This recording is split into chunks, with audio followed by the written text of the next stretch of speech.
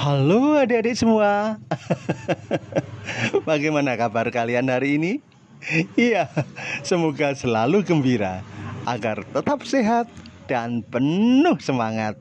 Selamat berjumpa kembali di channel kesayangan kita ini.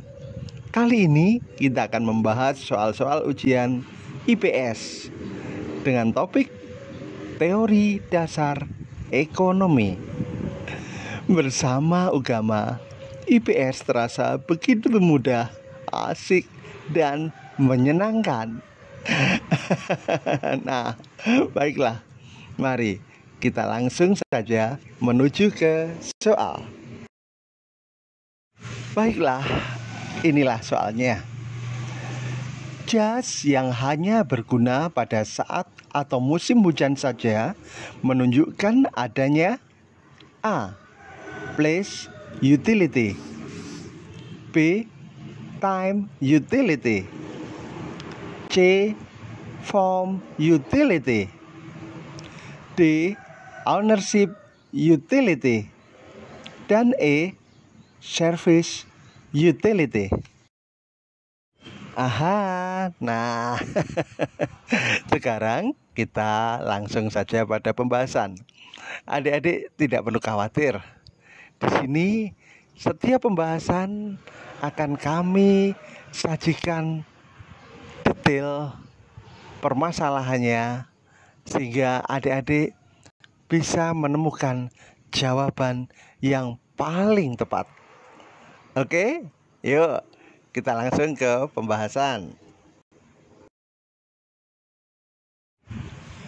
Jenis-jenis kegunaan benda atau utilitas untuk memenuhi kebutuhan manusia terdiri dari elemen utility. Benda berguna karena mempunyai zat asli yang dibutuhkan. Contoh, telur, umbi-umbian, dan lain-lain. B. Time utility. Kegunaan benda karena waktu.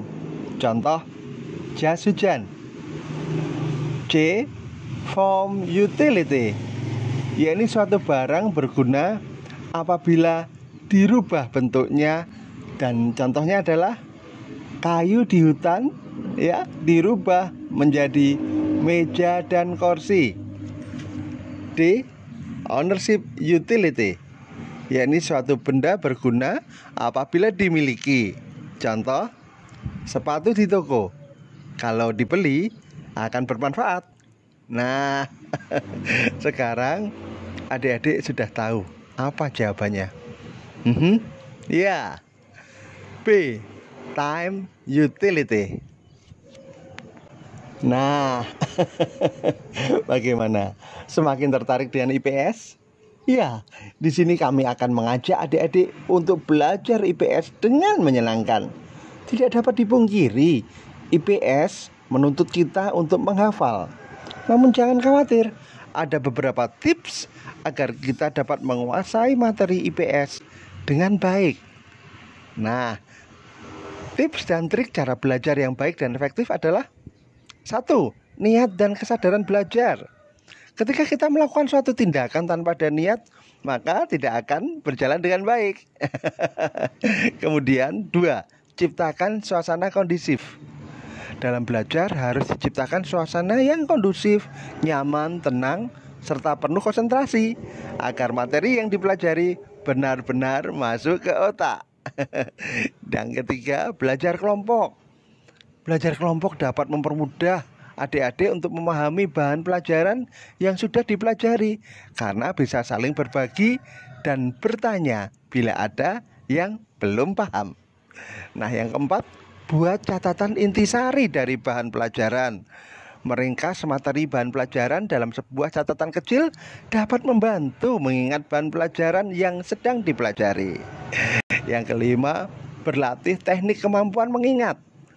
Agar lebih mudah mengingat, sebaiknya materi yang akan dihafal diubah menjadi sebuah singkatan atau kata kunci dengan susunan yang mudah diingat-ingat.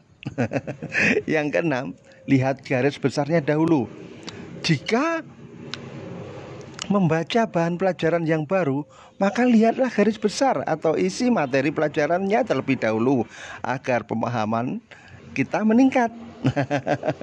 Yang ketujuh, mengulang materi yang telah kita pelajari. Belajar sekali saja tidaklah cukup untuk bisa memahami materi pelajaran yang kita inginkan. Oke. Yang kedelapan, pahami bukan dihafal. Menghafal bukanlah metode yang baik dalam belajar siswa.